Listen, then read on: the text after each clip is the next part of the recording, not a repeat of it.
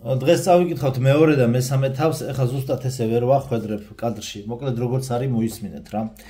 რაც შეეხება მონეტიზაცია გავუთიშე, რეკლამები რო აღარ ამოგივარდეთ, იმიტომ რომ ხელი შემშლელია მეც რო რაღაცა მუსიკას რო უსმენ ხოლმე და მე რაღაც საშინელი იწყება რეკლამების საშინელება. უბრალოდ ეხლა დანარჩენ ვიდეოებზე ვერ გავუთიშავ, სხვა კონტენტებს ვერ გავუთიშავ, მაგრამ წიგნის კითხვის ამბავში, როცა ადამიანი ფიქრებით გადასული ამ სამყაროში, ეხლა მაგ დროს რეკლამის ამოვარდნა ძალიან ხელი შემშლელი იქნება. მოკლედ რეკლამები გათიშული იქნება მეტროს დასაკრავ სიაზე რა და ხელი აღარ შეგეშლებათ. გადავდივართ მეორე თავზე, მოკლედ.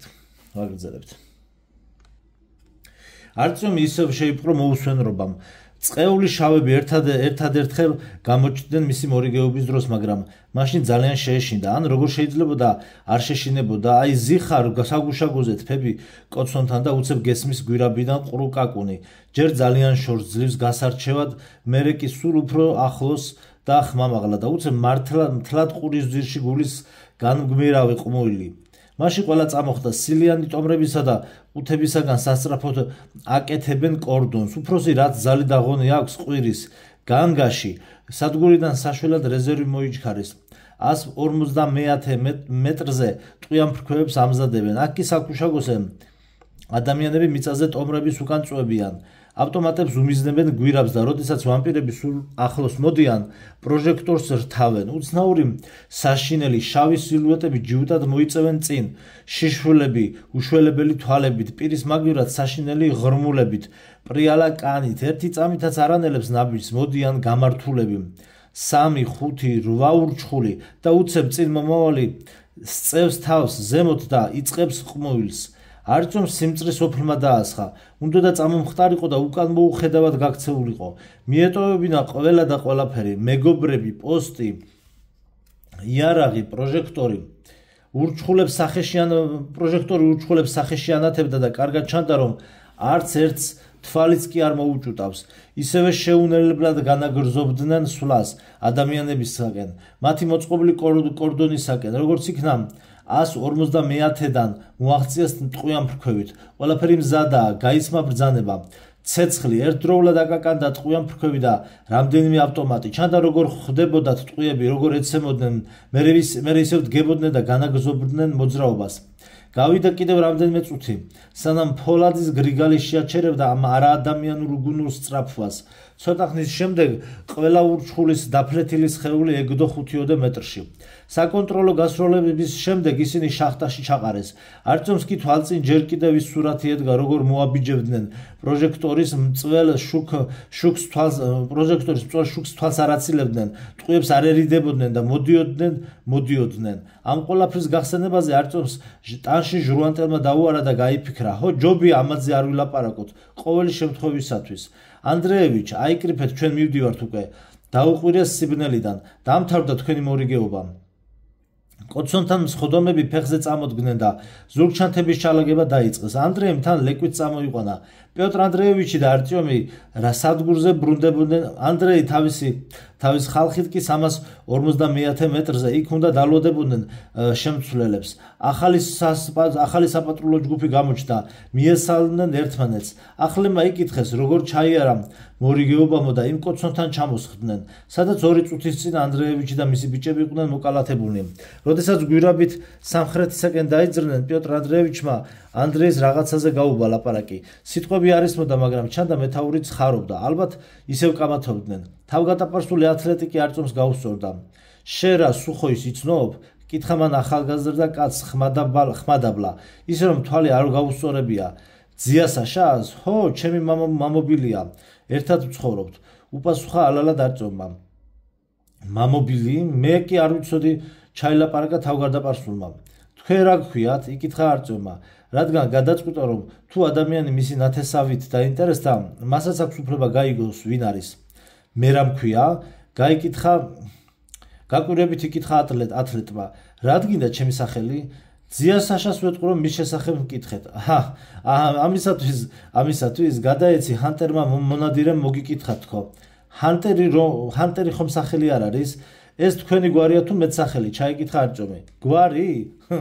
ჰანტერმა ჩაიცინა ღმერთმანი კარგია ყვაწილო ეს გვარი არ არის როგორ გითხრა ეს პროფესიაა შენ რაღა ქვია არწვემე ძალიან კარგი მოხარული ვარ ალბათ ჩვენს ნაცნობობას ისე გავაგრძელებთ აბა კარგად იყავი მან დამშვიდობების ნიშნად არწვემს თვალი ჩაუკრა და ანდრეესთან ერთად 150 მეტრზე დარჩა ცოტაღა დარჩა გასავლელი შორიდან უკვე მოისმოდა სადგურის ხმაური არწვემს პიოტრ ანდრეევიჩი გაუსწორდა და სერიოზულად კითხა ვინ იყო ის კაცი არწვემ რას გელაპარაკებოდა უცნაური ვინმე იყო ძია საშას შესახებ მკითხა მგონი იცნობს თქვენ ხომ არ იცით ვინ არის გონი არა 2 დღეა რაც ჩვენს სადგურზე მოვიდა რაღაც საქმე უნდა ჰქონდეს ანდრეეს იცნობს და მას თხოვა სამურიგეოდ წამოეყვანა ღმერთმა იცის რატომ არა და თითქოს საიდანღაც მეცნობა ხო ასეთი გარეგნობის დავიწყება ძნელია დაეთანხმა არწვემე სწორედაც ნეტავს სად მყავს ნანახი ხომ არ იცი რა ქვია ჰანტერი ზუსტად ასე მითხრა ვერ გავიგე ეს გვარია თუ მეტსახელი ჰანტერი პიოტრ ანდრეევიჩმა წარბების შეკრა ძალიან უცნაურია რუსული გვარი არ უნდა იყოს წინ უკვე გამოჩნდა წითელი ნათება ვედენხაზე ისევე როგორც სადგურების უმეტესობაზე ჩვეულებრივი განათება არ იყო და უკვე მესამე ათეული წელი ადამიანები წითელი ავარიული შუქით სარგებლობდნენ ხოლო პირად აპარტამენტებში კარვებში და ოთახებში ანთებდნენ ხანდახან ჩვეულებრივ ელექტრონათურებს ვერცხლის წყლის ლამპიონების კაშკაშა განათება კი რამდენიმე მდიდარ სადგურს თუ ჰქონდა ამაზე ლეგენდები დადიოდა და გარეუბნებში მცხოვრები პროვინციელები წლობით ოცნებობდნენ ამ საოცრების ნახვაზე გვირაბიდან გამოსვლისას საგუშაგოზე დატოვეს იარაღი და ხელი მოაწერეს მის ჩაბარებაზე პიოტრ ანდრეევიჩმა ხელი ჩამოართვა და არწიომს წადი დაისვენე მე თვითონაც ძლივ ვდგავარ ფეხზე შენ კი ალბათ ზეზეულად გძინავს სუხოის მოკითხვა გადაეცი უთხარი გვესტუმროს არწიომი უფროს დაემშვიდობა და თავისი ბინისაკენ წავიდა ვედენხაზე 200-მდე ადამიანი ცხოვრობდა ზოგი სამსახურეებრივ სათავსოებში უმრავლესობა კი ბაქანზე ძველ საკმაოდ შელახულ მაგრამ ხარისხიან სამხედრო კარვებში აქ მიწისქვეშეთში არც ქარი ქროდა და არც წვიმა მოდიოდა ამიტომ ეს კარვები ჯერ ისევ ვარგისი იყო სითბოსაც ინახავდა და არც სინათლესა და ხმაურს ატარებდა სხვა რაღა მოეთხოვება საცხოვრებელს კარვები 2 რიგად იდგა როგორც ბაქნის ასევე ლიანდაგების მხრიდან თვითონ ბაქანი ქუჩის დანიშნულებას ასრულებდა მოზრდილი კარვები დიდი ოჯახებისათვის თაღებში იყო გაშლილი მაგრამ ზოგიერთი თაღი მაინც თავისუფალი იყო რათა მოძრაობა არ შეფერხებულიყო ბაქნის ქვეშ იყო სხვა სათავსოებიც მაგრამ იქ ჭერი დაბალი იყო და ამიტომ მათ საცხოვრებლად არ იყენებდნენ ვედენხაზე ამ სათავსოებში სურსად სანოვაგეს ინახავდნენ ჩრდილოეთის 2 გვირაბი რამდენიმე ათეულ მეტრში მოკლე სარკინიგზო ხაზით ერთდებოდა რომელიც თავის დროზე მატარებლების მოსაბრუნებლად ააშენეს ერთ-ერთი გვირაბი ამ მოკლე ხაზამდე მიდიოდა იმის იქით კი ამოქოქილი იყო მეორე გვირაბი ჩრდილოეთისაკენ ბოტანიკური ბაღისაკენ და მედვედკოვოსაკენ მიდიოდა იგი დატოვეს რადგან იფიქრეს რომ შეიძლება უკანდასახევი გზა დასჭირვებოდა სწორედ ამ გვირაბში მორიგეობდა ხოლმე არწიომი ამოქოლილი გვირაბის დარჩენილ ნაწილში სოკოს პლანტაციები იყო გაშენებული იქ ლიანდაგი აყრილი იყო და ეყარა მიწა რომლის გასაპატივებლად ტუალეტების ორმოებიდან ამოტუმბულ ნარჩენებს ხმარობდნენ სამხრეთის ერთ-ერთი გვირაბიც ამოქოლილი იყო იქ ადამიანების საცხოვრისისგან მოშორებით საქათმეები და საღორეები იყო მოწყობილი არწვემი პატარა კარავში მამობილთან ერთად მთავარ ქუჩაზე ცხოვრობდა ძია საშა სუხოი დიდი თანამდებობის პირი იყო სხვა სადგურებთან ურთიერთობა ევალებოდა ასე რომ ამ კარავში სხვას არავის ასახლებდნენ და ის პერსონალურად მათ ეკუთვნოდათ ხშირად მამობილი 2-3 კვირით მიდიოდა სადღაც არწვემი კი ერთხელაც არ წაუყვანია უხსნიდა რომ სახიფათო საქმეზე მიდიოდა და არ უნდოდა არწვემს რამე დაშავებოდა ამ საიდუმლო ექსპედიციებიდან ის ყოველთვის გამხდარი დიდი ხნის გაუპარსავი და ხანდახან დაჭრილიც ბრუნდებოდა დაბრუნებიდან პირველსავე საღამოს კი დაჯდებოდა და არწვემს ისეთ რამეებს უყვებოდა რომ ყმაწვილს დაჯერება უჭირდა მიუხედავად იმისა რომ ამ გროტესკულ სამყაროში იგი გაზრდილი და უკვე ბევრი რამ სამყაროში იყო გაზრდილი და უკვე ბევრი რამ ჰქონდა ნანახი და გადატანილი არწვემი რა თქმა უნდა მოგზაურობაზე ოცნებობდა მაგრამ მეტროში ხეტიალი ძალიან სახიფათო იყო დამოუკიდებელი სადგურების გუშაგები ეჭვის თვალით უყურებდნენ უცხო სტუმრებს და შიგნით იარაღით არ უშვებდნენ უიარაღოთ კი გვირაბში შესვლა ძალიან სარისკო იყო ასე რომ მას შემდეგ რაც მამობილთან ერთად საველოვსკაიადან მოვიდა არწვემი შორეულ ლაშქრობაში არ ყოფილა ზოგჯერ საქმეების გამო ალექსეევკაზე მიდიოდა რა თქმა უნდა მარტო კი არა სხვა კაცებთან ერთად. ჟირსკაიაზეც კი იყო რამდენიმეჯერ, მაგრამ ერთხელ მაინც წავიდა შორს. ამ მოგზაურობის შესახებ არავისთვის მოუყოლია, მიუხედავად იმისა, რომ ძალიან უნდოდა. ეს მოხდა ძალიან დიდი ხნის წინათ, როდესაც ბოტანიკური ბაღი უბრალოდ მიტოვებული სადგური იყო და იქ ჯერ შავები არ გამოჩენილი იყვნენ. ვედენხას პატრული მაშინ უფრო ჩრდილოეთით იდგა და არტიომიც ბევრად პატარა იყო. ამ ხანაგებთან ერთად გაიპარა. ბიჭებს თან ჰქონდათ ფარნები და ორლულიანი თოფი, რომელიც ერთ-ერთის მშობელს მოჰპარეს. გუშაგების შეცვლის პერიოდში დრო იხელთეს. ბოლო კორდონზე გადაძრნენ და დიდხანს დაცოცავდნენ ბოტანიკურ ბაღში. აშკარა იყო, რომ იქ ოდესღაც ხალხი ცხოვრობდა. ფარნების შუქზე ჩანდა კოცონებისაგან დარჩენილი ნახშირი, ნახევრად დამწვარი წიგნები, დამტრეული სათამაშოები, დახეული ტანის ამოსი. ყველგან ვირთხები დარბოდნენ და დრო და დრო ჩრდილოეთის გვირაბიდან უცნაური გრუხუნის ხმა მოდიოდა. არწმუნს უკვე აღარ ახსოვდა, რომ მის რომელ მეგობარს დაებადა აზრი ზევით ასულიყვნენ. სულ ერთი წუთით ენახათ იქ რა იყო და მაშინვე უკან გამობრუნებულიყვნენ. არწმუნმა მაშინვე თქვა, წინააღმდეგი ვარო, რადგან კარგად ახსოვდა მამობილის მონათხრობი. სულ ხშირად უყვებოდა ბიჭს რა ემართებოდათ და რა საშინელების მომსწრენი ხდებოდნენ ის ადამიანები, რომლებიც ბედავდნენ ზევით გასეირნებას. მეგობრებმა ყურად არ იღეს არწმუნის სიტყვები. ჯერ შეეცადნენ დაერწმუნებინათ, რომ ასეთი შანსი სხვა დროს აღარ მიეცემოდათ. ბოლოს კი გამოუცხადეს, თუ ასეთი ლაჩარი ხარ, დარჩი ქვემოთ და დაელოდე ჩვენს დაბრუნებასო. არწმუნს სრულიადაც არ უნდოდა უკაცრიელ სადგურზე მარტო დარჩენა და თან საუკეთესო მეგობრებთან სახელის გაფუჭება. ამიტომ დიდი ხნის ყოფნის შემდეგ დათანხმდა. ბიჭების გასაკვირად პლატფორმის და ესკალატორის გამაცალკევებელი რკინის ფარდის მექანიზმი წყობრიდან გამოსული არ იყო. ნახევარი საათის წვალების შემდეგ სწორედ არწმუნმა მოახერხა მისი ჩართვა. დაჟანგული რკინის კედელი საშინელი ხრჭიალით გაიწია და გამოჩნდა ზევით მიმავალი კიბე. ზოგი საფეხური სადაც ჩაშლილიყო და მათ ადგილას უცნაური ყავისფერი მასით დაფარული გიგანტური კბილანები ჩანდა. ამ კიბის დანახვაზე მეგობრებს პირვანდელი ენთუზიაზმი გაუქრათ, მაგრამ უკან დახევა ითაკილეს და ასვლა დაიწყეს. ზოგი საფეხური ფეხის დაბიჯებისას შიგნით ვარდებოდა და ბიჭების სანათურებს ეჭიდებოდნენ, რომ თან არ ჩაჰყოლოდნენ და გზა გაეგრძელებინათ. გასამხნევებლად წარმოიდგინეს, რომ სტალკერები იყვნენ. სტალკერებს უწოდებდნენ ადამიანებს, რომლებიც უკიდურესი სიღარიბის გამო რისკავდნენ მიტოვებულ სამხედრო პოლიგონებზე შესვლას. შლიდნენ იქ აუფეთქებელ ჭურვებს, ყუმბარებს და ლატუნის გილზებს ფერადი ლითონის დამამზადებლებს აბარებდნენ. აგრეთვე დაცენტრილებს, რომლებიც მშვიდობიან დროს კანალიზაციის მილებში დაძვრებოდნენ და კიდევ სხვა ასეთებს. სტალკერობა ძალიან საშიში იყო. ვინ იცის რა ხდებოდა მიტოვებულ პოლიგონებზე, სადაც ათასობით აფეთქების შედეგად დასნებოვნებული რადიოაქტიული მიწა უცნაურ საშინელ მცენარეებს შობდა. ასევე უცნობი იყო რა დაიბუდებდა მეგაპოლისის კანალიზაციაში მას შემდეგ, რაც მშენებლები დატოვებდნენ ამ ბნელ და აყროლებულ ვიწრო დერეფნებს. მეტროში სტალკერებს უწოდებდნენ იმუშიშარ ადამიანებს, რომლებიც ბედავდნენ დედამიწის ზედაპირზე ასვლას, დამცავი ტანსაცმლით, დაბურულ შუშებიანი აირწინაღებით. კბილებამდე შეერაღებულნი ადიოდნენ ზევით იმისათვის, რომ მოეპოვებინათ ყველასათვის აუცილებელი ნივთიერება, აპარატურა, ტყვია-წამალი, მარაგ ნაწილები, საწვავი. ასობით ადამიანი კიდევდა ხელს ამ საქმეს, მაგრამ მხოლოდ ერთეულები ბრუნდებოდნენ უკან. მათ, ვისაც ეს საქმე გამოსდიოდა, კიდევ უფრო აფასებდნენ, ვიდრე მეტროპოლიტენის ყოფილ მუშაკებს. ზემოთ ამ მსვლელებს ათასგვარი საშიშროება ელოდათ, რადიაცია და მისგან დამახინჯებული საშინელი არსებები. დედამიწის ზედაპირზეც იყო სიცოცხლე, მაგრამ ის აღარ გავდა ჩვეულებრივ ადამიანურ არსებობას. ყოველი სტალკერი იყო ადამიანი ლეგენდა, ნახევრად ღმერთი. იგი აღაფრთოვანებდა ბავშვებსაც და უფროსებსაც. ბავშვი, რომელიც იბადება და იზრდება სამყაროში, სადაც არავინ დაფრინავს და დაცურავს, სადაც სიტყვები მეზღვაური და მფრინავი აღარაფერს ეუბნება მის გულსა და გონებას. ოცნებობს გახდეს სტალკერი. ყოველ დღე აისხას ჭყვიალა აბჯარი და ავიდეს ზემოთ.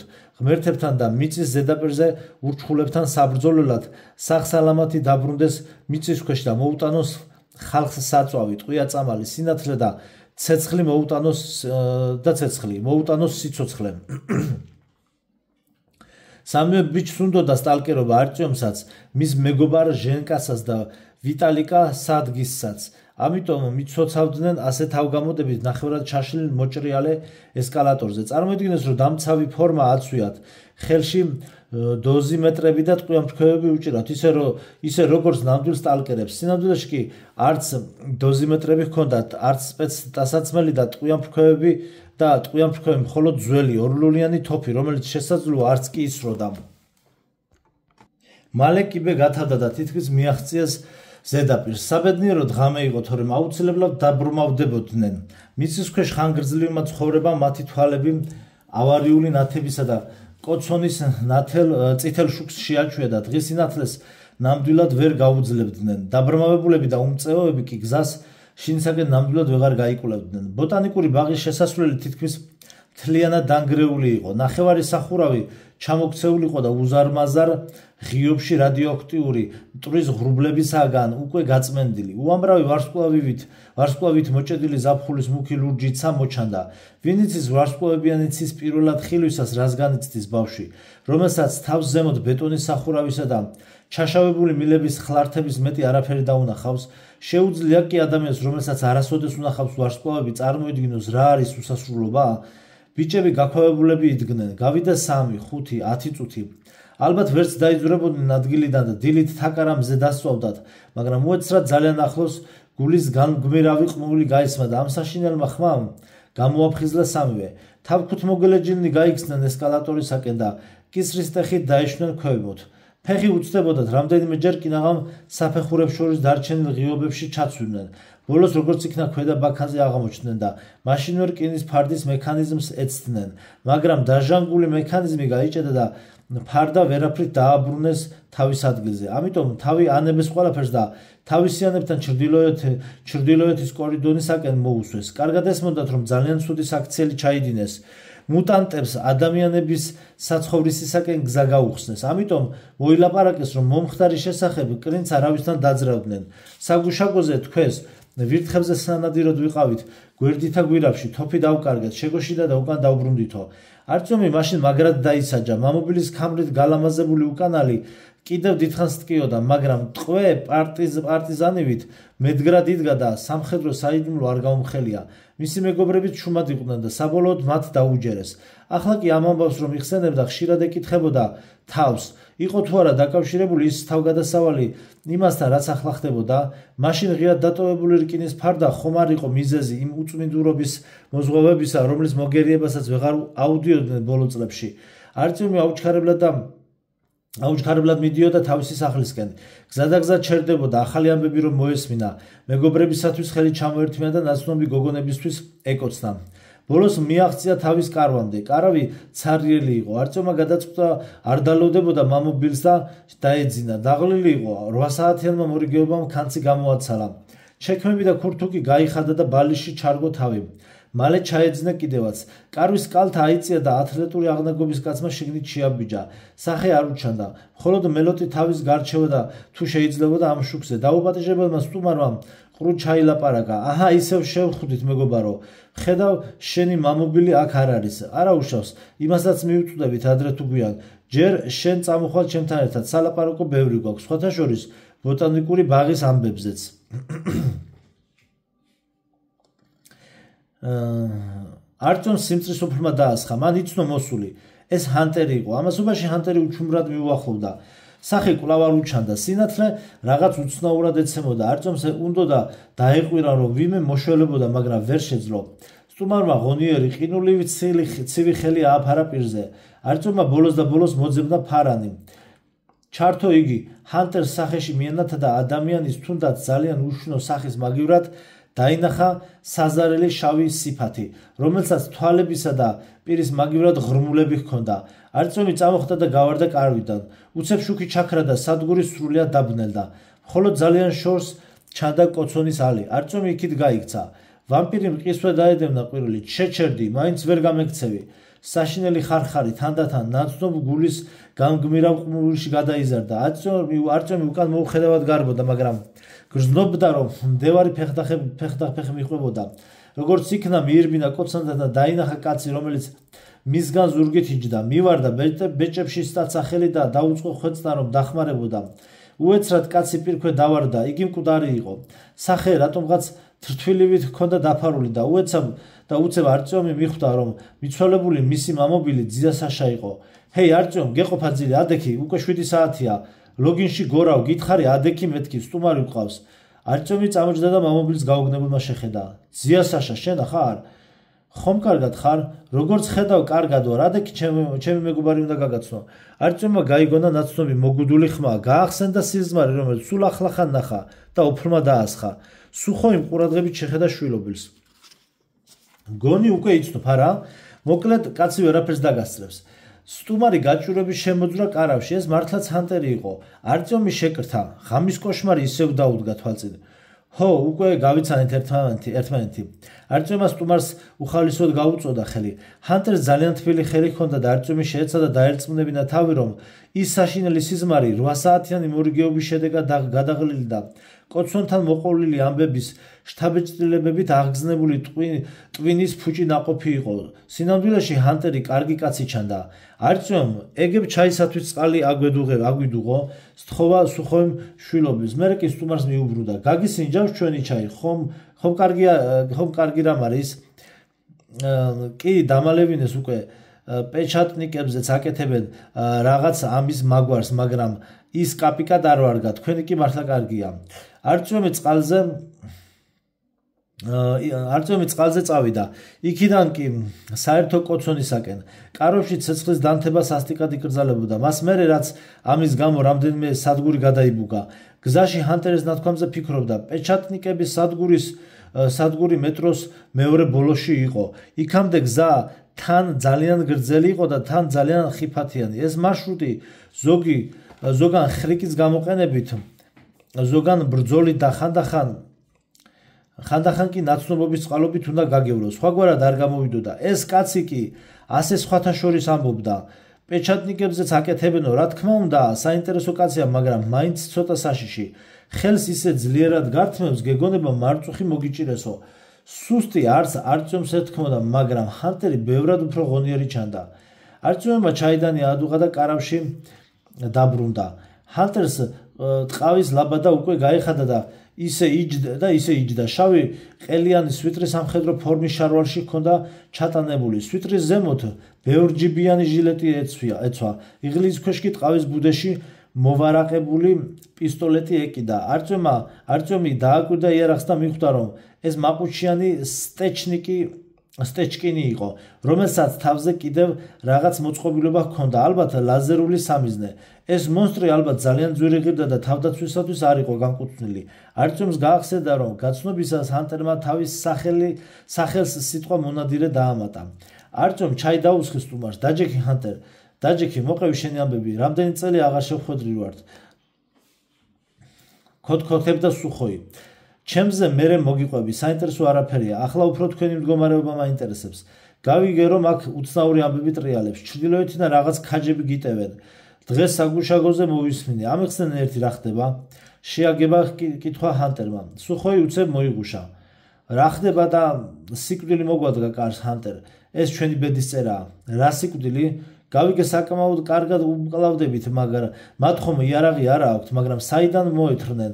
არასოდეს გამიგია სხვა სადგურებზე რაიმე ამის მსგავსი ხდებოდეს. გრძნობს საშიშროება საკმაოდ დიდია. მინდა გავიგო, რამდენად საშიშია ეს ყველაფერი და რა წარმომავლობისაა. სწორედ ამისათვის მოვედი აქ. საშიშროება უნდა განადგურდეს. ასია ხომ მონადირებ. შენ ისეთი კოვბოი ხარ, როგორც ადრე იყავი, მაგრამ შესაძლებელია თუ არა ამ საშიშროების ლიკვიდირება საკითხავი აი ეს არის. წარედ ჩაიცინა სუხოიმ. აქ საქმე გაცილებით უფრო რთულადაა, ვიდრე ერთი შეხედვით ჩანს.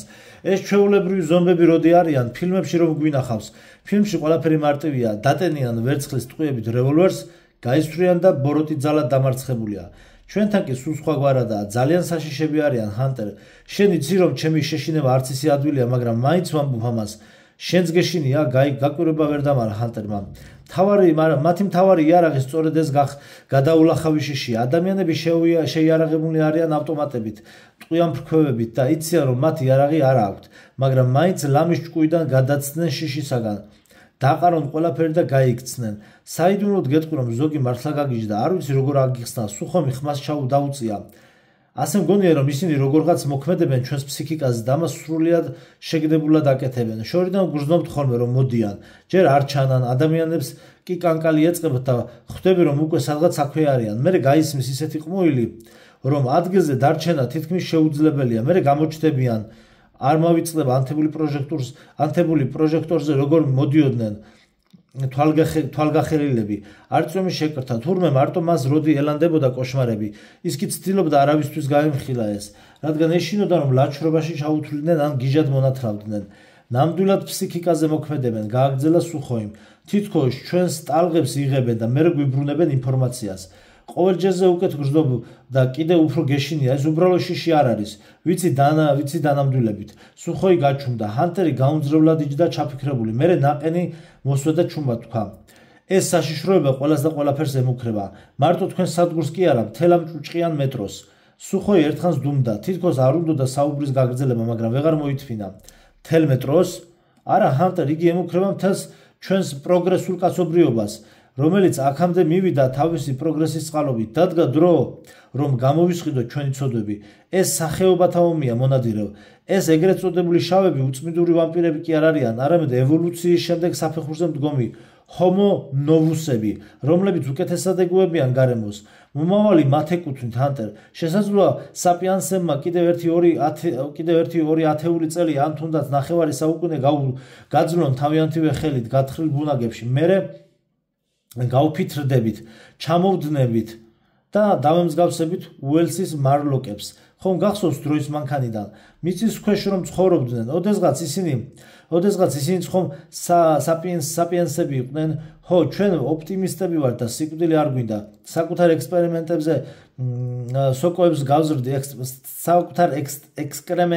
სოკოებს გავზრდით და ღორები ჩვენს საუკეთესო მეგობრებად, უფრო სწორად გადარჩენის დიად საქმეში პარტნიორებად იქცევიან. მადიანად შევექცევით ტონობით მულტივიტამინებს, რომლებიც ჩვენმა წინაპრებმა დაამზადეს. ხანდახან გავბედავთ ხოლმე ზემოთ ასვლას იმისათვის, რომ სასწრაფოდ ვტაცოთ ხელი კიდევ ერთ ბიდონს აწვავს, ვიღაცის ჭინჭებს და თუ ძალიან გაგვიმართლა ერთ მუჭა ტყვია წამალს. მერე გამოვიქცევით უკან ჩვენ დახუთულ მიწისქვეშა სადგომში, ისე რომ არავინ შეგვამჩნიოს. იქ ზემოთ ჩვენი სახლი აღარ არის, სამყარო ჩვენ აღარ გვეკუთვნის, მონადირევ. სუხოი გაჩუმდა და ჭიქიდან ამოსულ ორთქლს გააყოლა თვალი. ჰანტერი ძდუმდა და არწევმაც უკვე უცებ გაიაზრა, რომ მამობილისგან არასოდეს გაეგონა ასეთი სიტყვები. სადღა იყო მისი ჩვეული სიხალისე და რწმენა, რომ ყველაფერი კარგად იქნება, თუ ამ ყველაფერს მხოლოდ თამაშობდა? რას გაჩუმებულ ხარ, მონადირევ? სად დაიკარგა შენი ოპტიმიზმი? რატომ არ მიკამათები? ბოლოს რომ ვილაპარაკეთ, შენ ამტკიცებდი, რადიაციის დონე დაიწევს და ადამიანები ადრე თუ გიან დედამიწაზე დაბრუნდებიანო. ჰანტერ, ჩვენს ქუჩაზე აღარასოდეს დადგება გაზაფხული. არადა ჩვენ გვიყვარს სიცოცხლე, ამიტომ კბილებით ვეჭიდებით მას. რაც უნდა ილაპარაკონ ფილოსოფოსებმა თუ სექტანტებმა, ვაი თუ იქით არაფერია, არ გვინდა ამის დაჯერება, თორემ სულის სიღრმეში მშვენივრად ვიცით, რომ ეს ასია, ამიტომ ყველაფერს ვიღონებთ, რომ ამ ქვეყნიურ სიცოცხლე გავიხანგრძლივოთ. ვიხეტიალებთ მიწისქვეშა აკოთებულ გვირაბებში, დავიძინებთ ღორების გვერდით და ვირთხებსაც შევჭამთ. თუ საჭირო იქნება, გამოიღვიძე, მონადირევ, თუ საჭირო იქნება. არავინ დაწერს შენზე წიგნს მოთხრობა ნამდვილ ადამიანზე. არავინ დაუტოვებს შთამომავლობას ამბავს შენი ჰიპერტროფირებული თვითგადარჩენის ინსტინქტის შესახებ. რამდენ ხანს უნდა იკვებო სოკოთი და ღორის ხორცით და ყლაპო ვიტამინები? რამდენ ხანს გაძლებასე? დანებდი საპიენს, შენ უკვე აღარ ხარ ბუნების მბრძანებელი. გადმოგაგდეს ტახტიდან. არავინ მოითხოვს, რომ ახლავე გაფშიკო ფეხები, გაიხანგრძლივე აგონია, მაგრამ იცოდე, რომ შენი არსებობა დამთავრებულია. ევოლუცია, რომლის კანონები ასე ძირის ძირობამდე შეისწავლე, უკვე ახალ წრეზე წავიდა და შენ აღარ წარმოადგენ განვითარების ბოლო საფეხურს. შენ დინოზავრი ხარ და ადგილი უნდა დაუთმო ახალ უფრო სრულყოფილ სახეობებს. ნუ იქნები ეგოისტი, თამაში დამთავრებულია. ახლა სხვა მოთამაშეები უნდა შემოვიდნენ მოედანზე. შენ გადაშენდი და დაე მომავალმა ცივილიზაციებმა იმტრიონ თავი იმის გარკვევაზე, თუ რატომ გადაშენდნენ საპიენსები. თუმცა არ ამგონია ვინმე დაინტერესდეს ამით. მთელი ამ მონოლოგის განმავლობაში ჰანტერი საკუთარ ფრჩხილებს დაჰყურებდა. როდესაც სუხოი გაჩუმდა, მონადირემ როგორც იქნა თავი ასწია და მძიმედ ამოთქვა. ძალიან შეცვლილი ხარ მას მერე რაც უკანასკნელად ნახე შენ არ მეუბნებოდი თუ კი ყურებს არ ჩამოუყურეთ არ დავივიწყებთ მშობლიურ ენას ბავშვებს წერა კითხვას ვასწავლით მაშინ მიწის ქვეშაც გავძლებთო ახლა კი დანებდი საპიენს რა დაგემართა უბრალოდ რაღაცები გავიგე მონადირე ვიგრძენ ის რასაც ოდესმე შენც იგრძნობ ან არ იგრძნობ გეუბნები რომ ჩვენ დინოზავრები ვართ და უკანასკნელ დღეებს ვითვლით შეიძლება კიდევ 100 წელი ვიარსებოთ მაგრამ მაინც მას შენ ამბობ რომ წინააღმდეგობის გაწევას აზრი არა აქვს სუხოის თვალები დაეხარა და დუმდა ალბათ ძალიან ეძნელებოდა ამის თქმა ძველი მეგობრისათვის და თანაც არწომის თანდასწრებით მას ხომ აქამდე არასოდეს გამომჟღავნებია თავისი სისუსტე არა ვერ მოესწრები და ვერც ისინი მოესწრებიან ნელა წარმოთქვა ჰანტერმა და ფეხზე წამოდგა რა თქვი ახალი სახეობებიო ევოლუციის ბრუნიო გარდაუვალი გადაშენება ღორები და ვიტამინებიო მე ამის არ მეშინია უარესიც მინახავს გინდა თვითგადარჩენის ინსტინქტი უწოდე ამას და გინდა სხვა რამ დიახაც ბოლომდე ვიბრძოლებ სიცოცხლისათვის ფეხებზე მკიდია შენი ევოლუცია და ეს სხვა სახეობები ჩადგნენ რიგში და დაიცადონ მე სასაკლაოსაკენ მორჩილად მიმავალი პირუტყვი არა ვარ დანებდი თუ გინდა ჩინგაჩგუკ წადი ეახლე უფრო სრულყოფილებს და უკეთ შეგუებულებს დაუთმე მათ შენი ადგილი ისტორიაში თუ გრძნობ რომ დაიღალე ბრძოლით მაგრამ არ გაბედო ჩემი ჩათრევა ამაში ნუ ცდილობ ჩემს დაშინებას რატომ მეუბნები ამას თუ მარტო არ იქნები და კოლექტიურად დავნებდებით მაშინ ისე აღარ შეგრცხვება რა იქნება მტრები ყოველი მათთან მიყვანილი მეგობრისათვის დამატებით თებში ფაფას გთავაზობენ მას ჩემს ბრძოლას აზრი არა აქვს მას უფსკრულის პირას ვდგავარ თუ მიგაჩნია რომ შენი ადგილი იმ უფსკრულის ფსკერზეა ღმერთმა ხელი მოგიმართოს მე კი იქ არ გადავხდები თუ მოაზროვნე ადამიანი რაფინირებული და ცივილიზებული Homo sapiensi კაპიტულაციას ირჩევს მე უარს ვიტყვი ამ საპატიო წოდებაზე დავრჩები მხეცად და როგორც ნამდვილი მხეცი სისხლის ბოლო წვეთამდე ვიბრძოლებ სიცოცხლისათვის ყელს გამოვჭამ ყველას ვინც ამაში ხელს შემიშლის და მე გადავრჩები გესმის გადავრჩები ჰანტერი დაჯდა და სთხოვა არწომს კიდევ ცოტა ჩაი დაესხა მისთვის არწომი წამოიწია მაგრამ სუხოიმ დაასრო თვითონ მოჰკიდა ჩაიდან ხელი და გავიდა მის გასაცხელებლად დანა პირს არ უხსნიდა არწომი კარავში ჰანტერთან მარტო დარჩა სტუმრის ბოლო სიტყვებმა მისმა განწყობამ ახალგაზრდა კაცზე წარუშლილი შთაბეჭდილება მოახდინა მაგრამ ვერ გაებედა საუბრის თვითონ დაწყება მაშინ ჰანტერმა თვითონ მიმართა შენ როგორ გაფიქრო ბიჭო თქვი ნუ გერიდება შენც გინდა რომ სცენარესავითან დინოზავრივით იარსებო იჯდედო ელოდო როდის მოგაკითხავენ იცი იგავერძიან ქოთანში ჩავარდნენ ორი ბაყაყის შესახებ პირველმა ბაყაყმა რომელიც რაციონალურად აზროვნებდა გადაწყვიტა რომ წინააღმდეგობას აზრი არ ჰქონდა და თავის ბედს ვერ შეცვლიდა ამიტომ იმის იმედად რომ იმ ქვეყნიური ცხოვრება არსებობს შეწყვიტა ფართხალი და ჩაიძირა მეორე კი სულელი იყო და ეთყობა ათეისტიც იმდენი იფართხალა რომ რძისგან კარაქის შედგება და ზევით ამოძვრა იზღა დაგვრჩენია პატივი მივაგოთ მისი უდროდ წასული მეგობრის ხსოვნას რომელიც ფილოსოფიის პროგრესსა და რაციონალურ აზროვნებას შეეწირა თქვენ ვინა ხართ რას ემსახურებით არწვემა როგორც იქნა გაბედა ამ კითხვის დასმა შენ უკვე იცი ვინც ვარ მონადირე ვერ გამიგია რას ნიშნავს ეს მონადირე მართლა ნადირობთ თუ რას აკეთებთ როგორ აგიხსნა ხომ იცი როგორ არის მოწყობილი ადამიანის ორგანიზმი ის მილიონობით პატარა უჯრედისაგან შედგება ზოგი მათგანი ელექტროიმპულსს გადასცემს ზოგიც ინფორმაციას ინახავს კვებავ ნივთიერებებს შეიწოვს სხვებს კი ჟანგბადი გადააქვთ მაგრამ ყველა მათგანი ყველაზე მნიშვნელოვნებიც კი ერთ დღეში დაიღუპებიან თუ კი სხეულში არ იქნება უჯრედები რომლებიც იმუნიტეტზე აგებენ პასუხს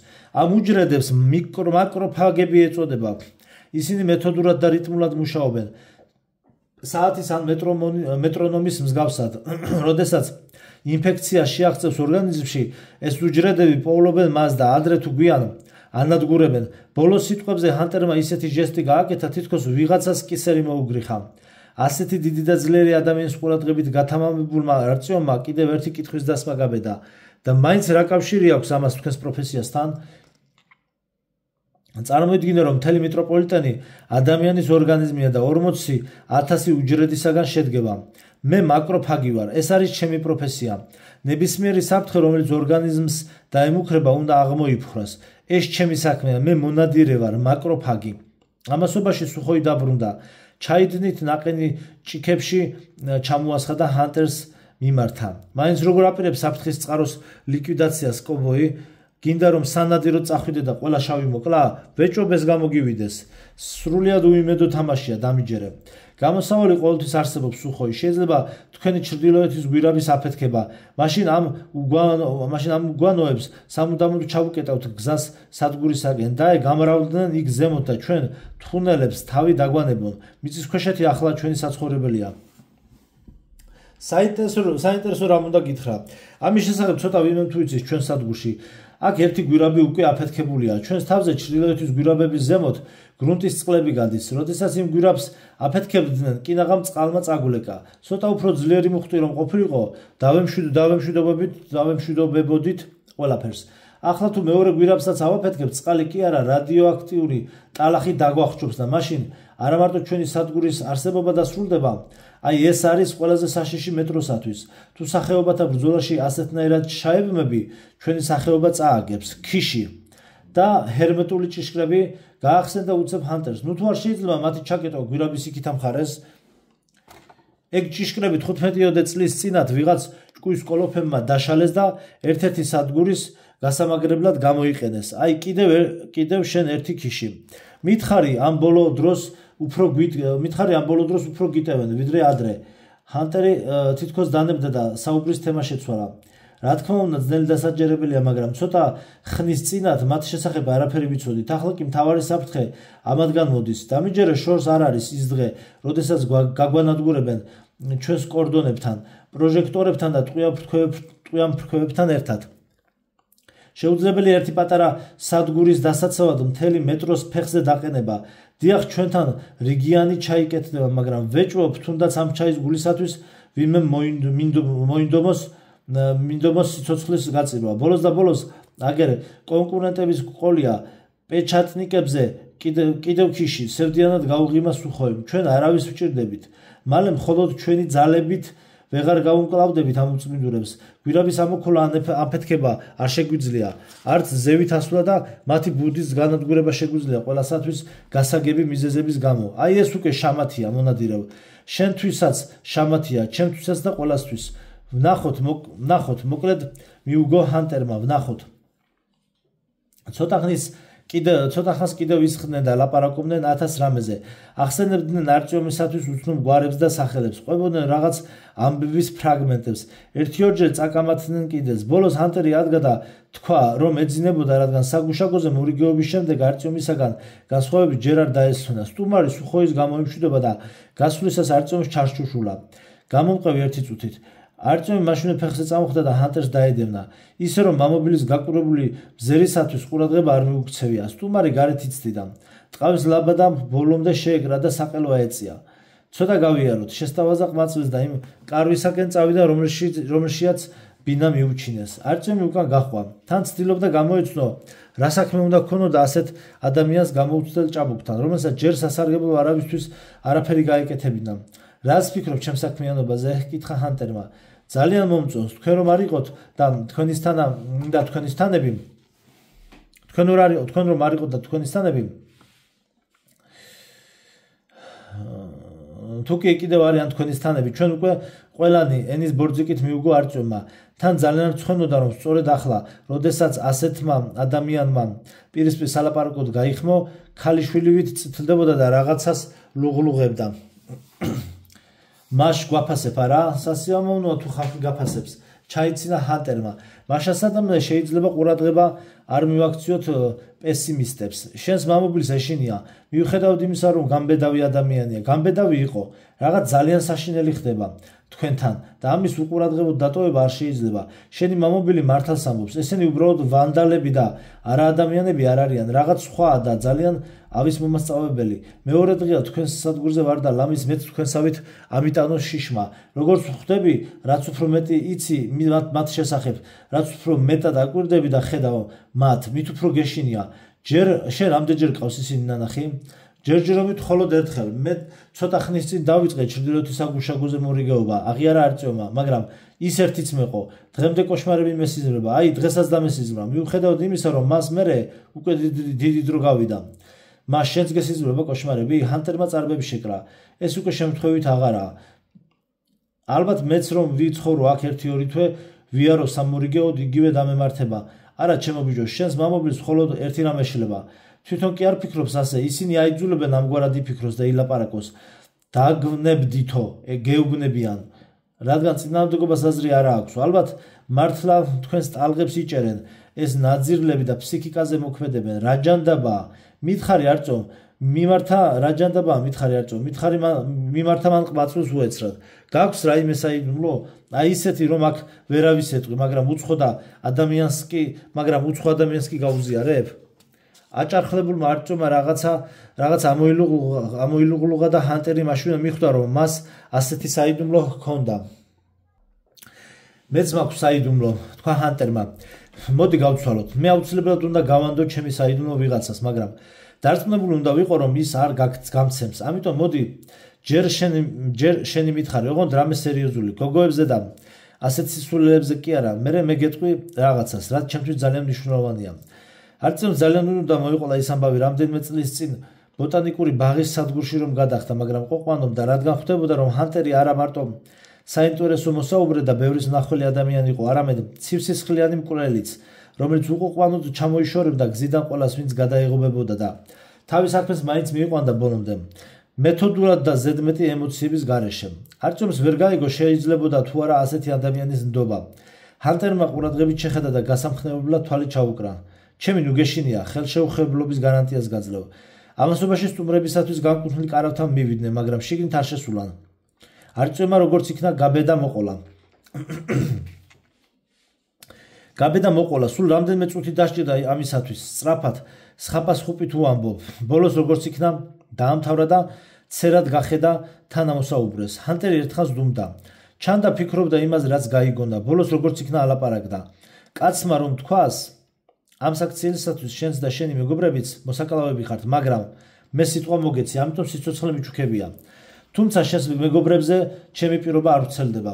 ბოლოს სიტყვების გაგონებაზე არწმუნს გული შეეკუმშა და მუხლები მოეკვეთა. იგი ხმა მოუღებლივ და საბრალდებო დასკვნის გაგრძელებას, მაგრამ ჰანტერმა უცებ ტონი შეცვალა.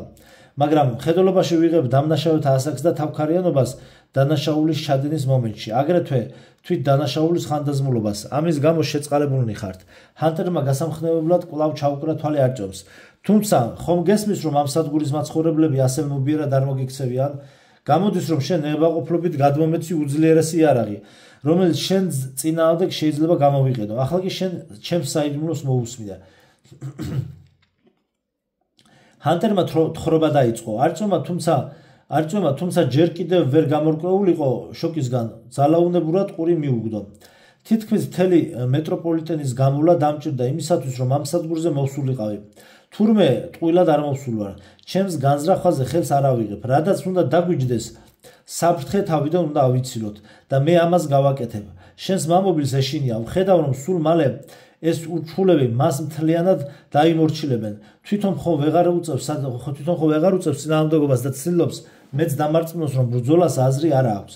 თუ გრუნტის წყლების შესახებ მართალი ხარ, მაშინ გვირაბის აფეთქება ნამდვილად არ შეიძლება, მაგრამ შენ რაც მომიყევი, ძალიან საინტერესო და დასაფიქრებელია.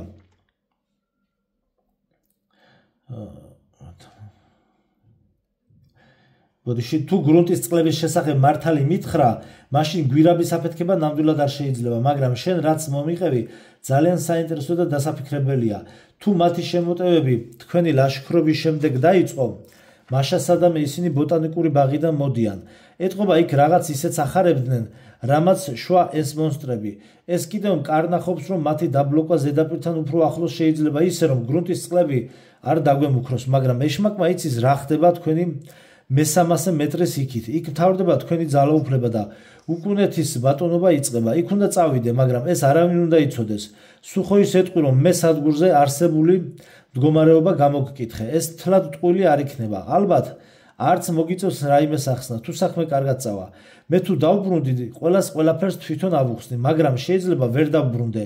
ჰანტერმა წამით შეწყვიტა ლაპარაკი და არწმუნს ყურადღებით შეხედა. შემდეგ განაგრძო. მიუხედავად იმისა, მოხდება აფეთქება თუ არა, ხვალ დილამდე არ დავბრუნდი, ვინმე უნდა შეატყობინოს ჩემს მეგობრებს, რა დამემართა და უამბოს მათ, რაც აქ ხდება. ყველა ჩემი ძველი ნაცნობი ამ სადგურზე შენი მამობილის შათვლით უკვე ვნახე. კარგად გრძნობ, რომ ეჭვის ჭია და შიში ღრღნის ყველას, ვინც ხშირად განიცდის მათ ზემოქმედებას და ვერ ვენდობი მათ, ვინც უკვე შეპყრობილია ამით. მე ჯანმრთელი პიროვნება მჭირდება, რომლის გონება მათ ჯერ ვერ დაიმორჩილეს. მე შენ მჭირდები. მე გაიკვირა არწევმა. მერით შემიძლია დაგეხმაროთ? ყურადღებით მომისმინე. თუ არ დავბრუნდი, აუცილებლად უნდა მიხვიდე, მოხვდე პოლიცში, ანუ ქალაქში. იქ უნდა მოძებნო კაცი მეტსახელით მელნიკი და უამბო ყველაფერი. აი კიდევ რა, მოგცემ ერთ ნივთს, რომელსაც მელნიკს გადასცემ. მაშინ დაიჯერებს, რომ ნამდვილად მე გაგაგზავნე მასთან. შემოდი ერთი წუთით. ჰანტერმა კარავს ბოქნომი ახსნა. კალთა ასწია და არწვემი შიგნით შეუშვა. იატაკზე უშველებელი ხაკისფერი ზურგჩანთა და დაახლოებით იმავე ზომის სახელურებიანი ყუთი იდო, რომელიც თითქმის მთელ კარავს იკავებდა. ფარნის შუქზე არწვემა ყუთში რაღაც სოლიდურ იარაღს მოჰკრა თვალი. დაშლილ ხელის ტყვიან ფრქვებს გავდა. სანამ ჰანტერი ყუთს რაღაცას მიაფარებდა, არწვემმა შეამჩნია, რომ იარაღის გვერდით ეწყო ტყვიან ფრქვების შეფუთული ლენტები. მეორე მხარეს კი შედარებით მომცრო მწვანე ხელყუმბარები. ჰანტერმა ზურგჩანთის გვერდით აჯიბიდან უსიტყვოდ ამოიღო ავტომატის ვაზნისაგან დამზადებული მეტალის პატარა კაფსულა, რომელსაც სახურავი ჰქონდა მიხრახნილი. აი გამომართვი, 2 დღეზე მეთხანს არ დამელოდო. არ შეგეშინდეს, ყველგან შეხვდები ადამიანებს, რომლებიც დაგეხმარებიან. აუცილებლად გააკეთე ეს. მგონი მიხვდი ყველაფერს და აღარ დამჭირდება ხელ ახლა ახსნა. ასია ხომ? ახლა წარმატება მისურვე და წადი. უნდა გამოვიძინო. დაკისრებული მისიისაგან ერთბაშად დამძიმებულმა არწვემა ძლივს ამოღერღა რაღაც დამშვიდობების მსგავსი. ხელი ჩამოართვა ჰანტერს და თავისი კარვისაკენ წალასლასდა. თავი მესამე. არწვემს ეგონა, რომ მამობილი შინ დაბრუნებისთანავე ცვლილად გამოკითხავდა თუ რაზე ისაუბრეს მან და ჰანტერმა, მაგრამ შეცდა. კარავში რომ შეაბიჯა, სუხოის ღრმად ეძინა, რადგან ერთი დღეღამის განმავლობაში მოუწია ფეხზე ყოფნა და როგორც ჩანს ძალიან დაიღალა. თვით არწვემს კი ახლა ღამის სვლაში უწევდა ჩაის ფაბრიკაში სამუშაოდ წასვლა. მიწისქვეშეთში 10 წლეულების განმავლობაში ცხოვრების შედეგად დღისა და ღამის ცნებების ნამდვილი მნიშვნელობა როგორღაც წაიშალა. ღამით სადგურის განათებამ კლებულობდა, მთლიანად კი ქრებოდა მხოლოდ მაშინ, როდესაც რაიმე ავარია ხდებოდა. სიბნელეში ცხოვრებამ ადამიანებს ხედულობა გაუმახვილა, მაგრამ ის მაინც ვერ შეედრებოდა გვირაბებისა და გადასასვლელების სხვა მკვიდრთა მხედველობას. დროის დღედ და ღამედ დაყოფა უფრო ჩვევის გამო ხდებოდა. ღამით უკლებდნენ განათებას და კრძალავდნენ ხმაურს. ადამიანები იძინებდნენ, პირუტყვიც ისვენებდა. ზუსტ დროს სადგურის მაცხოვრებლები იგებდნენ ერთმანეთის მოპირდაპირე გვირაბების თავზე დაყენებული 2 დიდი საათის მეშვეობით, რომლებიც თავიანთი მნიშვნელობით სტრატეგიული დანიშნულების ობიექტებს უტოლდებოდნენ. ამიტომ მათ ისევე იცავდნენ და უფრთხილდებოდნენ, როგორც იარაღის საწყობს, წყლის ფილტრებსა და ელექტროგენერატორს. თუ რომელიმე გაუფუჭდებოდა, მაშინვე შეაკეთებდნენ ხოლმე. მათი უნებლიეთ დაზიანებაც კი უმკაცრესად იჯებოდა. დამნაშავე შეიძლებოდა სადგურიდანაც კი გაეძევებინათ. აქ მოქმედებდა სისხლის სამართლის სასტიკი კოდექსი და სწრაფი და უკომპრომისო ადმინისტრაციის ტრიბუნალი. სადგურზე მუდმივად სამხედრო მდგომარეობა იყო. სტრატეგიულ ობიექტებზე დივერსიისათვის სასჯელის უმაღლესი ზომა სიკვდილი იყო. ცეცხლის დანთება და თამბაქოს მოწვევა მხოლოდ საერთო სამზარეულოს გვერდით გამოყოფილ ადგილას შეიძლებოდა. ვინც ამ წესს დაარღვევდა, ქონების კონფისკაციითა და სადგურიდან განდევნით იჯებოდა. იგივე სასჯელი იყო გათვალისწინებული ცეცხლსასროლი იარაღისა და ფეთქებადი ნივთიერებების დაუდევრად მოხმარებისათვის. ეს დრაკონული კანონები მას მერე შემოიღეს, რაც რამდენიმე სადგური ამოიბუგა. ცეცხლი უცებ ედებოდა კარვებს და ალში გახვეული ადამიანების განწირული ყვირილი მეზობელ სადგურებამდე აღწევდა. კატასტროფის შემდეგ კი დანახშირებული გამდნარი პლასტიკითა და ბრეზენტით შეწებებული დაკრონჩხული გვამები თვეობით ეყარა უპატრონო და შემთხვევით მოხვედრილ მოგზაურებსა და ვაჭრებს აშინებდა. ამიტომაც ცეცხლთან დაუდევრობა უმეტეს სადგურებზე სისხლის სამართლის მძიმე დანაშაულად იყო მიჩნეული. განდევნით იჯებოდა ქურდობა, საბოტაჟი და შრომითი ვალდებულებისთვის განზრახ თავის არიდებაც. თუმცა ასეთი დანაშაული იშვიათად ხდებოდა, რადგან სადგურზე 200-ოდე ადამიანი ცხოვრობდა, ყველა ერთმანეთს იცნობდა და ერიდებოდა. შრომითი საქმიანობა სავალდებულო იყო და ყველას ასაკის განურჩევლად დღიური ნორმა უნდა შეესრულებინა. სადგურის მკვიდრნი მუშაობდნენ ღორების ფერმაში, სოკოს პლანტაციებზე, ჩაის ფაბრიკაში, ხორცს კომბინატში, სახანძრო და საინჟინრო სამსახურებში. მამაკაცები ვალდებულნი იყვნენ 2 დღეში ერთხელ რომელიმე გვირაბში ემორიგებათ. კონფლიქტის ან რაიმე მოსალოდნელი საშიშროების დროს საგუშაგოებზე მეტი ხალხი გადიოდა და რელსებზე მუდმივად იდგა საბრძოლო რეზერვი. თელმა მეტრომ იცოდა, რომ ვდნხ-ზე ცხოვრება სანიმუშოდ იყო აწყობილი. ბევრს უნდოდა აქ დასახლება, მაგრამ ცოტა ვინმეს თუ აძლევდნენ ამის უფლებას. უცხოებს მაინდამაინც არენდობოდნენ. ჩაის ფაბრიკაში ღამის ცვლის დაწყებამდე რამდენიმე საათი რჩებოდა. არჩევმა არ იცოდა დრო როგორ მოიკლა. ამიტომ თავის მეგობარ ჟენკასთან წავიდა. ეს ის ჟენკა იყო, რომელთან ერთადაც თავის დროზე ბოტანიკური ბაღის სადგურზე იმოგზაურა. ჟენკა არჩევისაგან განსხვავებით თავის ნამდვილ ოჯახთან, დედა მამასთან და უმცროს დასთან ერთად ცხოვრობდა. ძალიან ცოტა ოჯახი გადაურჩა მთლიანად კატასტროფას და არწევს გულში შურდა თავისი მეგობრის. რა თქმა უნდა, ძალიან უყვარდა მამობილი და დიდ პატივს სცემდა მას, მაგრამ შვენივრად ესმოდა, რომ სუხოი მისი ნათესავი არ იყო და მამა მისთვის არასოდეს უწოდებია. თვით სუხოი თავის დროზე სთხოვა არწევს, მისთვის ძიასაშა დაეძახა და ახლა ძალიან ნანობდა ამას. წლები გადიოდა, ასაკი ემატებოდა. ოჯახი კი ვერა და ვერ შექმნა, არც მეგობარი ქალი ჰყავდა. გული ეკუმშებოდა, როდესაც ბავშვებთან ერთად მოსიერდნენ, დედებს ხედავდა. ჯერ კიდევ ჯეროდა, რომ დადგებოდა დღე, როცა აღარ დასჭირდებოდა სადგურიდან დიდი ხნით და შესაძლოა სამუდამოდ წასვლა და მაშინ გამოჩნდებოდა ქალი, რომელიც მოინდომებდა მის ცოლობას, ეყოლებოდა შვილები, რომლებიც ძიასაშას კი არა მამას დაუძახებდნენ. სიბერე უახლოვდებოდა და ეს ოცნება უფრო არარეალური ხდებოდა, მაგრამ საქმეს ვეღარ ღალატობდა. ერთ დავალებას მეორე მოსდევდა, მეორეს მესამე.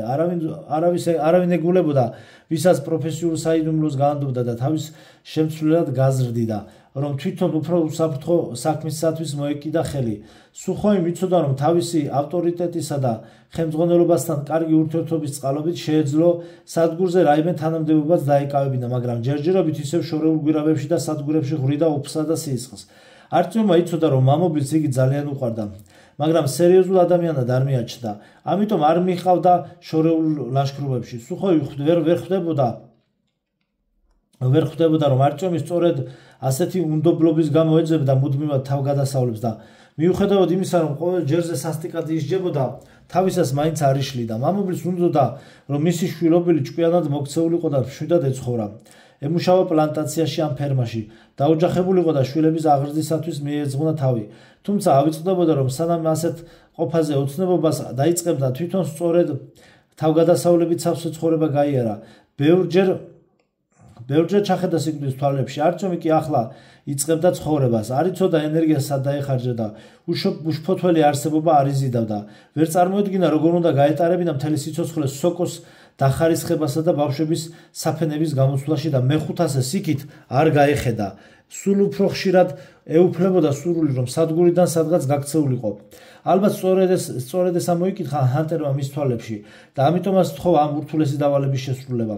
მონადირე კარგად იცნობდა ადამიანებს და მალევე მიხვდა, რომ შეიძლებოდა არწევის დობა. ჰანტერი ნამდვილად არ შემცდარა არჩევანში. საბედნიეროდ ჟენკა შინ იყო და არწევ შეეძლო დრო მასთან საუბარში გაეყვანა. გამარჯობა ძმაო, მიესალმა ჟენკა მეგობარს. გავიგე ამაღამ ფაბრიკაში მორიგეობ, მეც იქ გამამწესეს. მინდოდა მეთხოვა, რომ შემცვლელი გამოინახათ, მაგრამ რა კი შენც ჩემთან ერთად იქნები, არა უშავს. როგორმე გადავაგორებთ მორიგეობას. დღეს საგუშაგოზე ციდექი არა? მიდი, მოყევი, როგორ იმორიგებეთ. გავიგე, რომ რაღაც ხდება. გავიგე, რომ რაღაც მოხდა. არწევმა ჟენკას უმცროს დას გახედა. გოგონა კუთხეში იჯდა და დედის შეკერილი თოჯიდან სოკოს ნარჩენებს ატენიდა პირში, მაგრამ საუბრის დაწყებისთანავე ყურები ცქვიტა და ბიჭებს მიაშტერდა. ჟენკა დას მიუბრუნდა. მისმინდა ძვირფასო, აიკარი ახლა გუდანაბადი და მოუსვი აქედან. გონი კატია გეპატიჟებოდა სტუმრად არა? მეზობლებთან უნდა იმეგობრო. აბაჰე, დაუჩარე.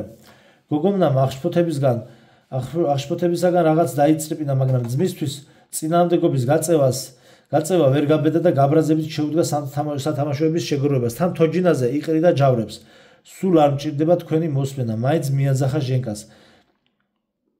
ისედაც ვიცი რაზე ილაპარაკებთ შხამიან სოკოებზე ჯერ ძალიან პატარა ხარ ამაზე სალაპარაკოთ პირზე ძე არ შეგშურობია რა არის რძე გაკვირვებით იკითხა გოგონამ და პირზე ხელი მოისვა მაგრამ პასუხი ვერ მიიღო და განაწყენებულმა დატოვა იქაურობა ჟენკამ კარვის კალთა ჩამოუშვა საგულდაგულოდ შეკრა და მეგობარს მიუბრუნდა ჰა მოყევი ახლა რა მოხდა უკვე იმდენი რამე მოვისმინე რომ ზოგი ამბობს უშველებელი ვირთხა გამოძრა გვირაბიდანო სხვები ყოფილან თითქოს შავების ზვერავი მოიგერიეთ რა რომელია სიმართლე არც ერთი ყველა იტყუება გაიღიმა არწომა ძაღლი იყო უფროსურად ლეკვი ანდრეევი საზღვაო ქვეითმა გამოიყვანა და შეიფარა თქვა რომ მისგან გერმანულ ლაგანს გამოზრდის სწორედ ანდრეევი თქვა ვირთხა იყო გაუკვირდა ჟენკას მომატყუა თუ რა ეს მისი საყვარელი ხუმრობაა ღორის ხელა ვირთხებით აშინებს ყველას იუმორის გზნობა აქვს და რაქნას კვლავ ჩაიღიმა არწომა მაგას ჯობია მითხარი რა ისმის ბიჭებისაგან ახალი ხომ არაფერია ჟენკას მეგობრები ვაჭრები იყვნენ ღორის ხორცი და ჩაი გახქონდათ მშვიდობის გამზირის ბაზრობაზე უკან კი მულტივიტამინებით ჭინჭებით და ათასნაირი წვრილმანით დატვირთულები ბრუნდებოდნენ ხანდახან წიგნებიც მოჰქონდათ არავინ იცოდა რა გზით ხვდებოდა ეს წიგნები ბაზრობაზე 1000 ხელში გამოვლილებს ხშირად გვერდებიც აკლდა მაგრამ ვედეენ ხაზე მათ მაინც მოუთმენელად ელოდნენ ამ სადგურზე ამაყობდნენ იმით რომ მიუხედავად ცენტრიდან და მთავარი სავაჭრო გზებიდან დიდი დაშორებისა მაცხოვრებლები მაინც ახერხებდნენ არა მარტო არსებობას არამედ მეტნაკლებად კულტურულად ცხოვრებას არა და თელმეტროში კულტურის დონე დღითიდღე უარესდებოდა სადგურის ადმინისტრაცია ცდილობდა რაც შეიძლება მეტი ყურადღება დაეთმო ამისათვის ბავშვებისათვის წერა-კითხვის სწავლება სავალდებულო იყო სადგურზე თავიანთი პატარა ბიბლიოთეკაც კი ჰქონდათ რომელშიც ბაზრობაზე ნაყიდ წიგნებს აგროვებდნენ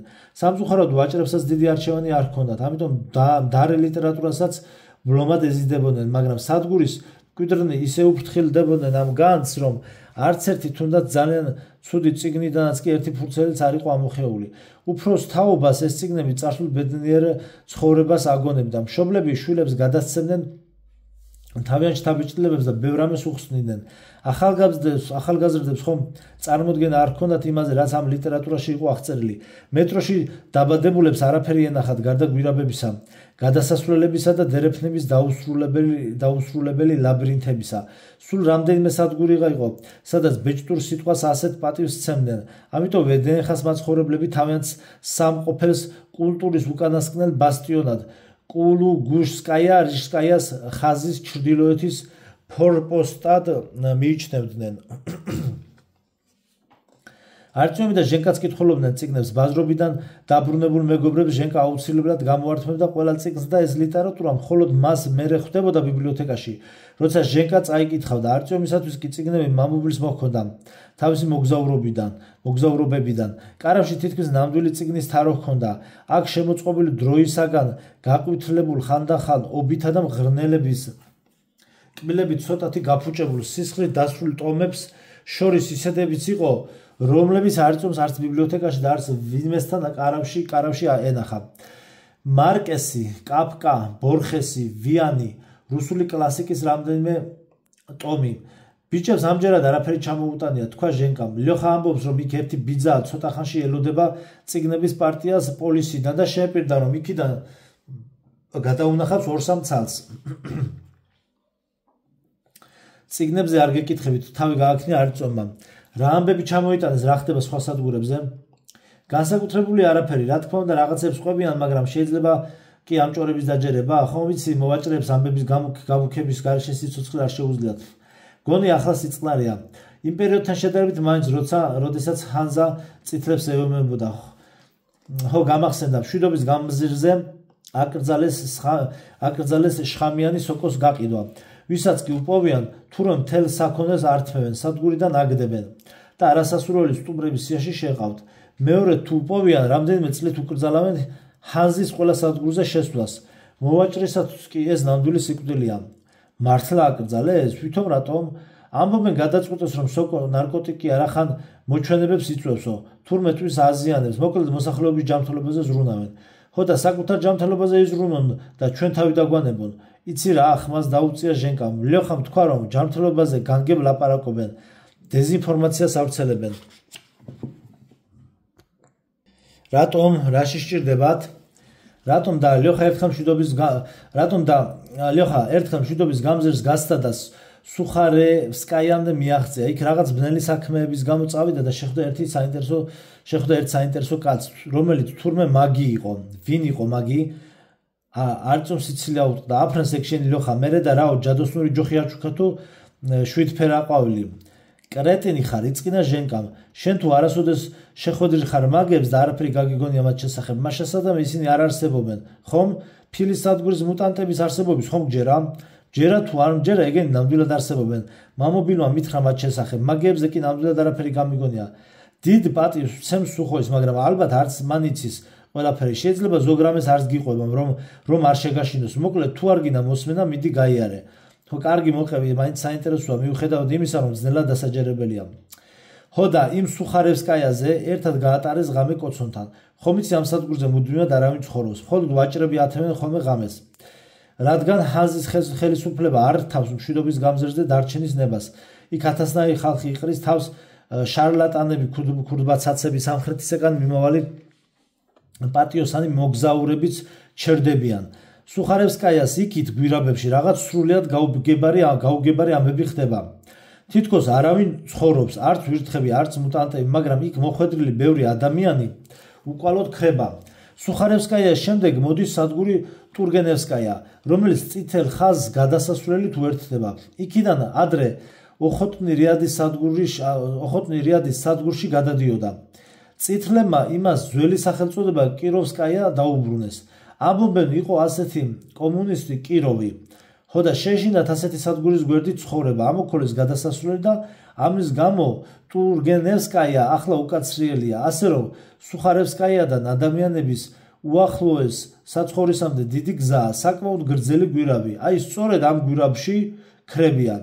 თუ ცალ-ცალკე მიდიან, იკარგებიან, ხოლო თუ ასე 1000 კაციან ჯგუფებად შეიკურებიან, მშვიდობით გაივლიან ხოლმე. ყვებიან, რომ სრულიად ნორმალური გვირაბია, სუფთა და წყნარი, არც განშტოებები აქვს, რომ ადამიანს გზაებნეს, არც უცხო არსებები არიან. ვიღაც მოისმენს ამ ყველაფერს, დაიჯერებს, რომ იქ საშიშროება არ ემუქრება. მიაბურთხებს ცრუ რწმენებს, გაუდგება გზას და დაიკარგება. იყო ადამიანი და აღარ არის. შენ მაგზე მიყვებოდი რაღაცა შეახსენ არწომა. ხო, ახლავე. შეჰპირდა ჟენკა. მოკლედ მგზავრებს ეშინიათ ამ გვირაბის მარტო გავლის და კომპანიონებს ეძებენ. თუ ბაზრობის დღე არ არის, ხალხი ცოტაა და ხანდახან კვირაობით ელოდება, რომ ვინმე დაიმგზავროს. ლეოხა ამბობს, რომ იქ ხანდახან ძალიან საინტერესო ადამიანებს შეიძლება შეხვდე. ნაგავიც ბევრია, რა თქმა უნდა, მაგრამ უნდა იცოდე გარჩევა. თუ გაგიმართლა, ისეთებს მოიცმენ, მოკლედ იმ მაგს ლეოხა იქ შეხვდა. ვიღაც ქოსა ხოტაბიჩს კი არა, ჯადოსნური ლამპრიდან. ხოტაბიჩი ჯინია და არა მაგი, ჩაურთო არწომა, მაგრამ ჟენკამ მისი შენიშვნას ყურადღება არ მიაქცია და განაგრძო. ეს კაცი ოკულტისტია, ნახევარი ცხოვრება მისტიკური ლიტერატურის შესწავლას შეალია. განსაკუთრებული პატივს ვიღაც კასტანიედას სცემს. ეს ბიძა სხვების აზრებს კითხულობს, მომავალს ხედავს, დაკარგულ ნივთებს პოულობს, საშიშროებას წინასწარ გრძნობს, ამბობს, რომ სულებსაც ხედავს. წარმოგიდგენია მეტროში სრულიად შეუიარაღებელი მოგზაურობს. ჟენკამ აქ მეტი ეფექტურობისთვის პაუზა გააკეთა. თან მხოლოდ დასაკეციდან აქვს პროდუქტის დასაჭრელად და პლასმასის ხელჯოხი. იმან უთხრა ლეოხას, რომ ყველა ვინც ამ სოკოს ამზადებს და მოიხმარს, გიჟია, რომ ეს სულაც არ არის ის, რაც ჩვენ გვგონია. ის ამბობს, რომ ეს ნატურალური შხამიანი სოკოები არ არის. ხო, მართლა ერთხელ ტურისტის მგზამკვლევი ჩამივარდა ხელში და იქ ამ სოკოებზე არაფერი ეწერა, სრულიად არაფერი. მოკლედ, იმ მაგმა თქვა, რომ ეს სოკო უბრალო ჰალუცინოგენი არ არის. თუ მას ცოტა სხვაგვარად მომამზადებ და ისე მიიღებ, შეიძლება სულ სხვა სამყაროში გადახვიდე და იქიდან მართო აქაურობა. ეგ შენი მაგი ნამდვილი ნარკომანია, გამოაცხადა არწომა. ჩვენთან აქ ბევრი ხმარობს სოკოს, ცოტა რომ მოეშვას და დაისვენოს, მაგრამ ასეთი რამ ჯერ არავის დამართნია. აი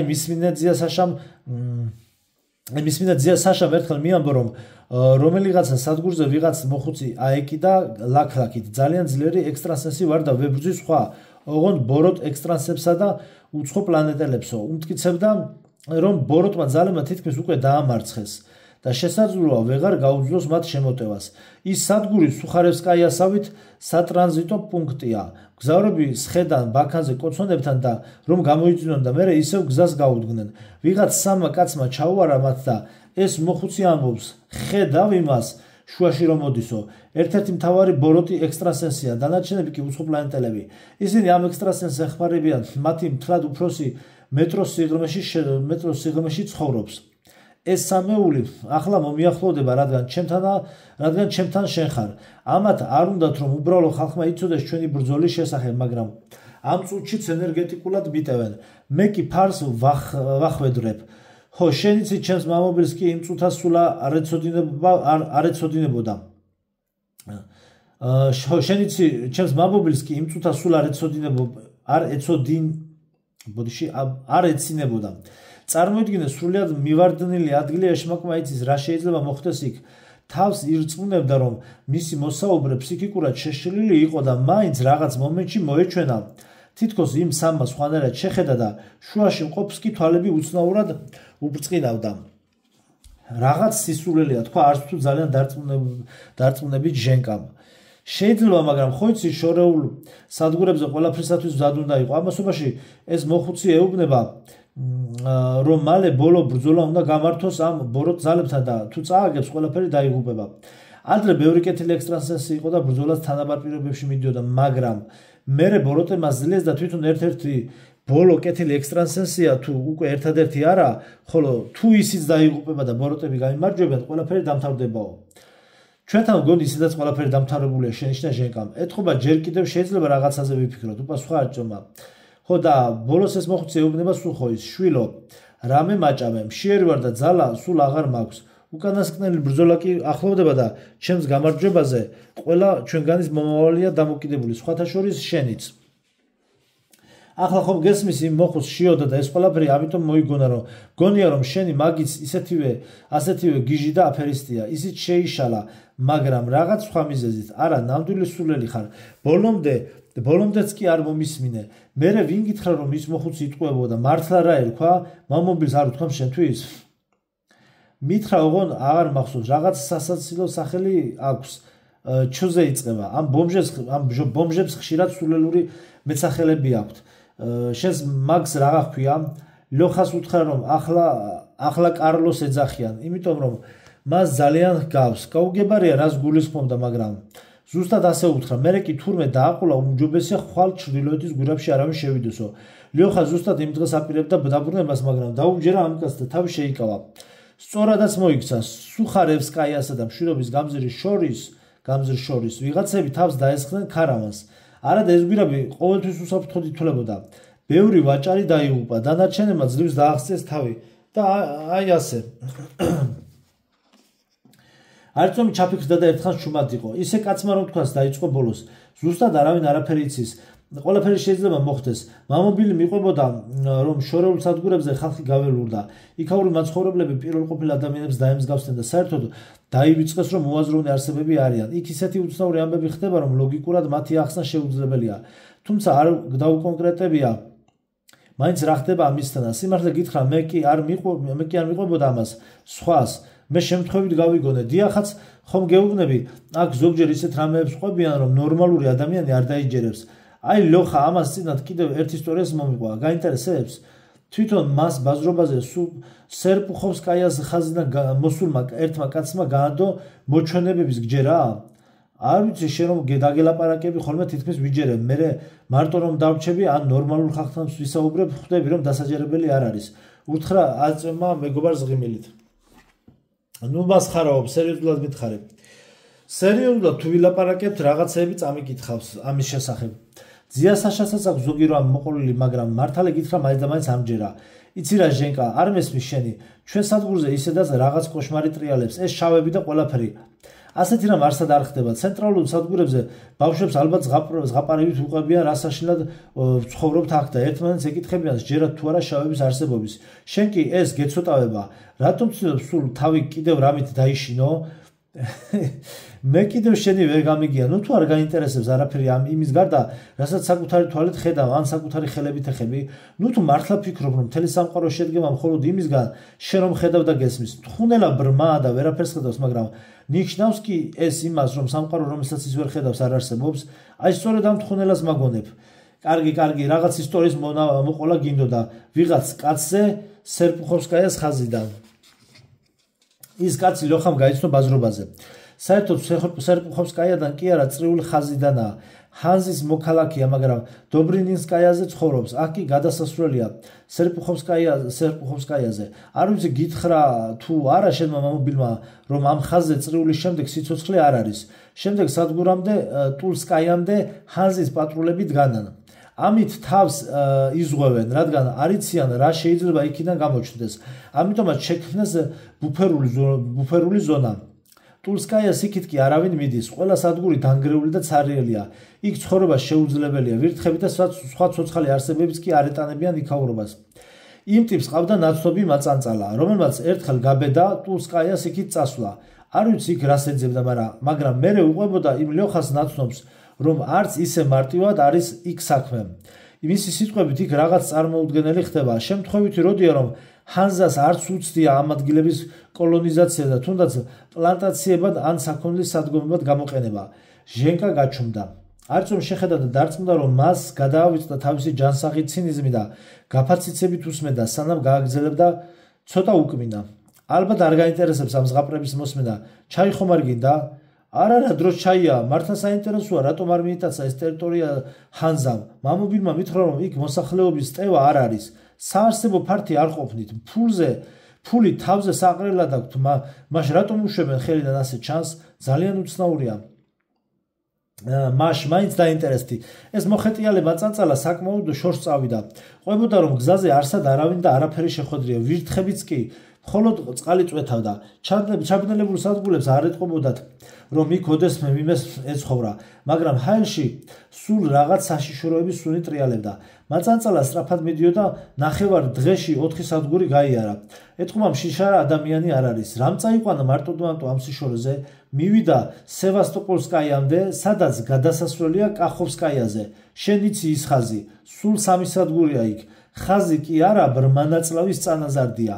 გადაწყვიტა სევასტოპოლსკაიაზე გაეთია ღამე. იპოვა რაღაცა ნაფოტები და ან თუ პატარა კოცონი, გაშალა საძირე ტომარა ბაქანზე, ჩაწვა შიგ და დაიძინა. ღამით კი ჟენკამ თხრობა შეწყვიტა, ფეხზე წამოდგა და სადისტური ღიმილით წარმოთქვა. შენი არ ვიცი და მე კი ნამდვილად მინდა ჩაი. არწივს პასუხი არაცალა, ისე გავიდა კარვიდან ჩაიდნით ხელში. არწივი რა თქმა უნდა გაბრაზდა, მაგრამ გადაწყვიტა ჯერ ბოლომდე მოესმინა ეს ამბავი და მერე გაემხილა მეგობრისათვის თუ რას ფიქრობ და მასზე. უცებ გაახსენდა ჰანტერი და მისი თხოვნა, უფრო სწორად ბრძანება, მაგრამ მალე ისევ ჟენკას მონათხრობაზე დაიწყო ფიქრი. ჟენკა როგორც იქნა დაბრუნდა, არწივს ჩაი სადგარიან ჭიქაში ჩაუსხა და გააგრძელა. ხო და დაწვა დასაძინებლად. გარშემო ჩამიჩუმი არისმოდა. ჩათვლილმა კიდევაც და უცებ გააღვიძა ძალიან უცნაურმა ხმაო. ეს ბავშვის კისკისი იყო. ლიანდაგების მხრიდან მოდიოდა. არ დაგავიწყდეს, რომ ეს ხდება ადამიანების სადგომებიდან 4 სადგურის დაშორებით. რა თქმა უნდა შეეშინდა, წამოხდა. ლიანდაგისკენ გაიქცა და დაინახა, რომ სადგურზე მატარებელი შემოდის ნამდვილი ვაგონებიანი მატარებელი. ანთებული ფარებით, განათებული ვაგონებით და შიგ ხალხით, მაგრამ არც ბორბლების რახრახი ისმის და არც რაიმე სხვა ხმა. ადამიანებიც ვაგონებში თითქოს რაღაცას ელაპარაკებიან ერთმანეთს, მაგრამ უჩუმრად. მატარებელი შემოცურდა სადგურზე და გვირაბში გაუჩინარდა. ბოლო ვაგონში უკანა ფანჯარასთან ბავშვი იდგა, ასე 7 წლისა. ის ვაგონი მაწანწალას რომ გაუსწორდა, ბავშვმა თითი გაიშვირა მისკენ და გაიცინა. სიცილიკის სამარისებურ სიჩუმეში ზარევით გაისმა. ხომ წარმოგიდგენია იმ კაცს რა დაემართებოდა? ალბათ ამ დროს გაიღვიძა რა, გესლიანად იკითხა არწმუნმა. ნეტა სიზმარი ყოფილიყო. არა მივარდა ჩამქრალ კოცონთან სტაცა ხელი თავის ნიფთებს და უკან გამოიქცა. ტულსკაიამდე მთელი გზა 2 საათში გაირბინა. ალბათ ძალიან შეეშინდა. გაუგნებული არწმუნი ერთხანს დუმდა, ცდილობდა თავს მორეოდა, როგორც იქნა დარწმუნდა, რომ შეძლებდა შვიდად ლაპარაკს და მეგობარს კითხა და შენ ჯერ ამ ყველაფრის მე ბევრჯერ გამიგონი ასეთი ამბები სერპუხოვსკაიას შესახებ. ეს პირველი არ არის, მაგრამ შენთვის არ მომიყოლია. შენ ამისთან რამეებზე კაცი ვერ დაგელაპარაკება.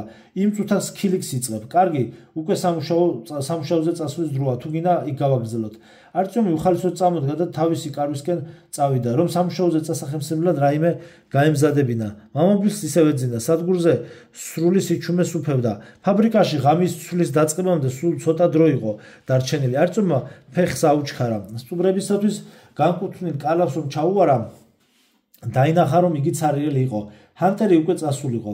გულმა რეჩხი უყო. უცებ გააცნობიერა რომ მონადირესთან საუბარი არ დასიზმრებია და ყველაფერი ნამდვილად მოხდა. მიხვდა იმასაც რომ შეიძლებოდა ამ შეხვედრას მთლიანად შეეცვალა მისი ბედი და მომავალი. ჩაის ფაბრიკა მეტროს ჩაკეტილი გასასვლელისაკენ მიმავალ ესკალატორთან მდებარე ჩიხში მდებარეობდა. მართალია ამ დაწესებულებას ფაბრიკა ეწოდებოდა, მაგრამ ყველა სამუშაო აქ ხელით სრულდებოდა. ჩაის წარმოებისათვის ძვირფასი ელექტროენერგიის ხარჯვა დაუშვებელი ფუფუნება იყო. ფაბრიკის ტერიტორია ბაქნიდან რკინის ფარებით იყო გამოყოფილი. მის გასწრულ გაჭიმულ მავთულებზე გასაშრობად აცმული იყო სოკოს ქუდები. როდესაც სინესტე იმატებდა, საშრობის ქვემოთ იატაკზე კოცონს ანთებდნენ.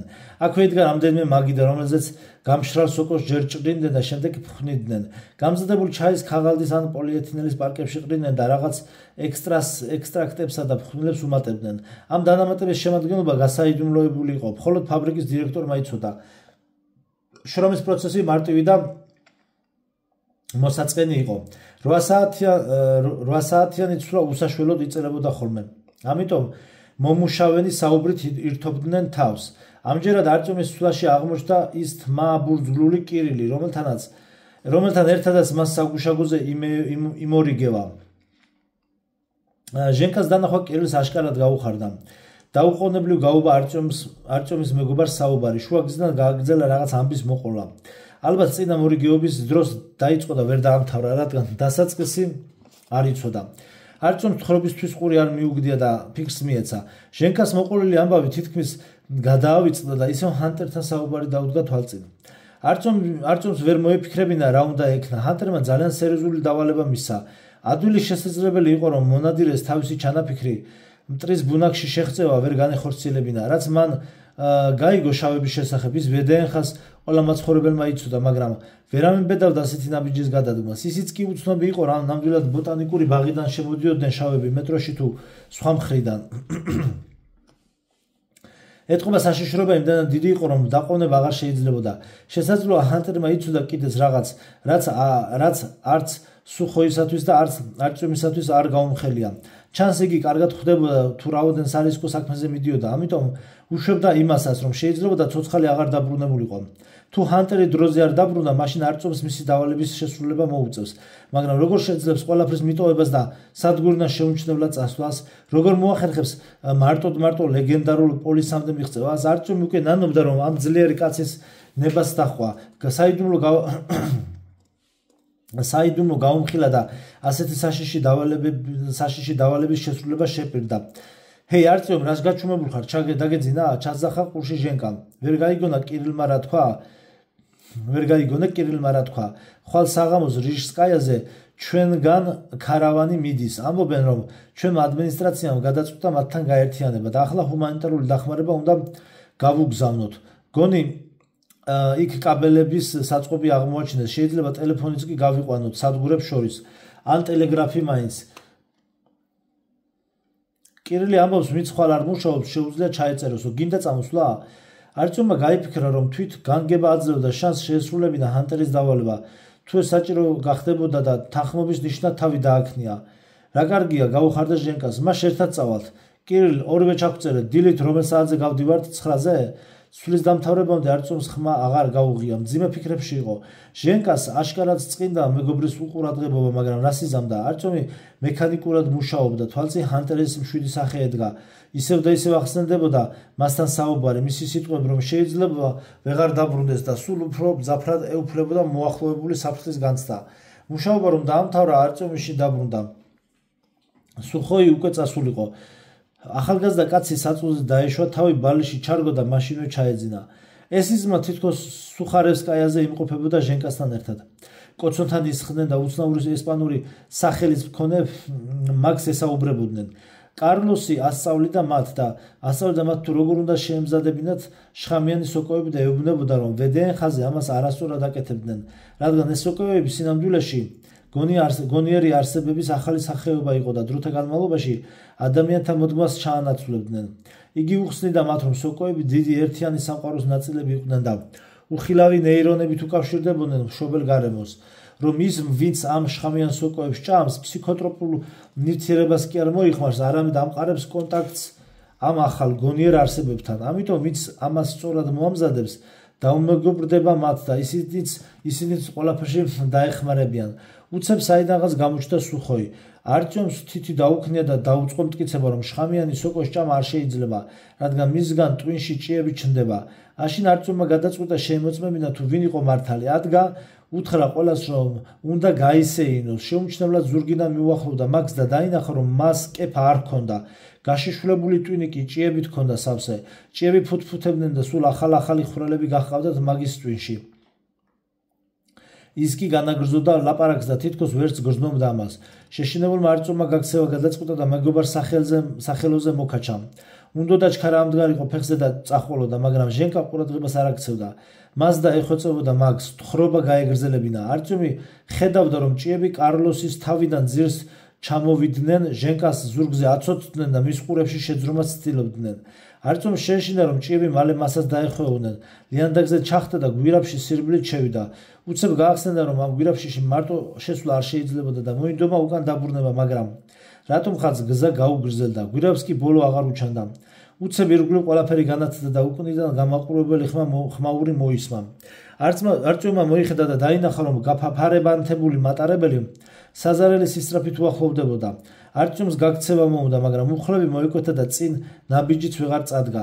იდგა გაშაშებული და ელოდა სიკვდილს, მაგრამ როდესაც რამდენიმე მეტრი აშორებდა, მატარებელი უცებ გახუნდა და გაქრა. არტიომი კი უცებ თეთრკედლებიან ოთახში აღმოჩნდა, რომელშიც არანაირი ავეჯი არ იყო. ხოლო თეთრებში ჩაცმული კაცი იდგა ფანჯარასთან. ეს ჰანტერი იყო.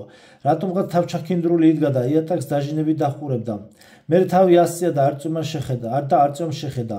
ყმაწვილს უცნაური გრძნობა დაეუფლა. იგი სხეულს გრძნობდა და თითქოს გვერდიდან უყურებდა ყველაფერს. ჰანტერს თვალებში შეხედა და მიხვდა, რომ ახლა ამ წუთში რაღაც ძალიან მნიშვნელოვანი უნდა მომხდარიყო. აქამდე არტიომი გრძნობდა, რომ ეს სიზმარი იყო. შეეძლო გაღვიძება და ყველაფრის დავიწყება, მაგრამ როდესაც ჰანტერი ალაპარაკდა, არარეალურობის შეგრძნება სრულიად გაქრა. მონადირე თვალებით ან ეძებდა არტიომს, მაგრამ თითქოს ვერ ხედავდა მას. მერე ნელა და გარკვევით წარმოთქვა. დადგა დრო შეასრულო ის, რასაც შემპირდი. დაიმახსოვრე, ეს სიზმარი არ არის. არტიომმა თვალი გაახილა და უკვე გაღვიძებულს კვლავ გარკვევით ჩაესმა ჰანტერის სიტყვები. ეს სიზმარი არ არის. პირველი სიზმარი უცებ გაფერმკრთალდა. თეთრი ოთახი, თეთრებში ჩაცმული ჰანტერი და მისი სიტყვები კი ცხადლივ ახსოვდა. კარავში სუხოი შემოვიდა და არტიომს შეწუხებულმა ჰკითხა: წუხანდელი, ჩვენი საუბრის შემდეგ ჰანტერი ხომ არ გინახავს? უკვე მოსახამობდა, ის კი არსად ჩანს. მისი კარავი ცარიელია. სანამ ხომ არ წასულა? შენთვის ხომ არ უთქვამს, რას აპირებდა? არა, ძიასაშა, უბრალოდ მეკითხებოდა, რა ხდება აქ ჩვენ სადგურზე. იცრუა არტიომმა. მეშინია რაღაც სისულელეს ჩაიდენს და შარში გაეხოვა. შეიძლება ამან მერე ჩვენზეც იმოქმედოს. წარმოდგენა არ აქვს, ვის გადაეკიდა. სუხოი მამოიოხრა. შენ დღეს არ მუშაობ? დღეისათვის მე და ჟენკა ქარავანში ჩავეწერეთ. რიშსკაიაზე მივდივართ. ჰუმანიტარული ტურთი მიგვაქვს. იქიდან კი სატელეგრაფო კაბელი უნდა გამოვიყვანოთ. უპასუხა არტიომმა და უცებ გააცნობიერა, რომ უკვე ყველაფერი გადაწყვიტა.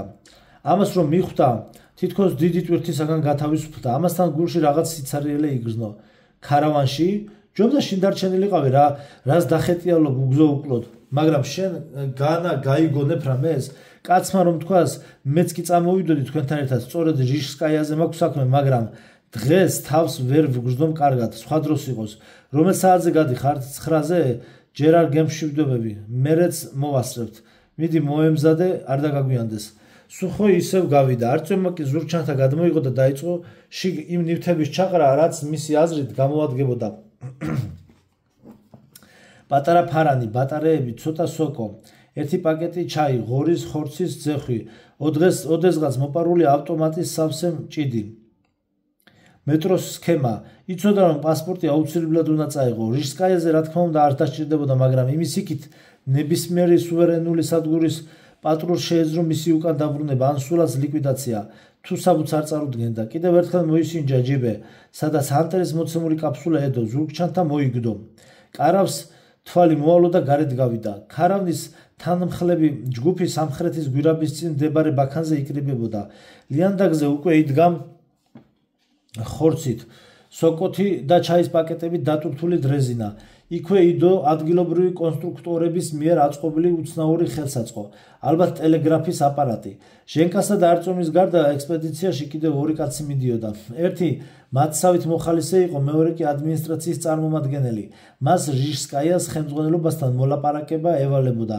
არწიომი რომ მივიდა, კირილი და ის ორნი უკვე იქ იყვნენ.